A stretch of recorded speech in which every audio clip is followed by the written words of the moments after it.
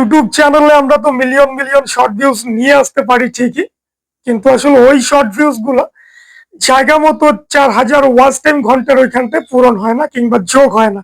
সেটা মূলত কেন হয় না? মূলত আমরা যারা শর্ট চ্যানেলে কাজ করি, আর শর্ট ভিডিও থেকে যে ভিউজ গুলো আসে, যে মিলিয়ন মিলিয়ন ভিউজ গুলো আসে, এগুলো মূলত ওই যে ভ্যালিড ভিউজ এর ওখানটা কোনোভাবেই যোগ হয় না কিংবা কোনোভাবেই যোগ হবে না। কারণ ওয়াইপিপির কারণে, ওয়াইপিপি হচ্ছে ইউটিউব পার্টনার মনিটাইজেশন পলিসির একটা আসলে ওদের সিস্টেম। সো ওই কারণে মূলত শর্ট ভিউজ গুলো আমাদের ওইখানটা ভ্যালিড ভিউজ এর ওইখানটা কিংবা 4,000 ওয়াচ টাইম ঘন্টার ওইখানটায় কোনোভাবেই যোগ হবে না। সো এই ঘন্টাগুলো, এই ওয়াচ টাইম গুলো যোগ করার জন্য আমাদেরকে অবশ্যই লাইভ ভিডিও থেকে ভিউজ আনতে হবে কিংবা লং ভিডিও থেকে ভিউজ আনতে হবে।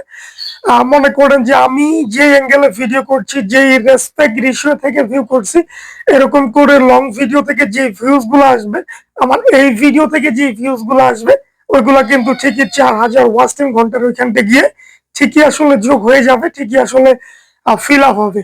সো মূলত আমরা যেটা বুঝতে পারলাম সেটা হচ্ছে যে আপনি যত বড়ই মিলিয়ন মিলিয়ন শর্ট ভিউজ থেকে ভিউজ আনেন না কেন, ওই ভিউজ গুলো আসলে কোনোভাবেই 4,000 ওয়াচ টাইম ঘন্টার ওইখানটা ফিল আপ হবে না। ধন্যবাদ।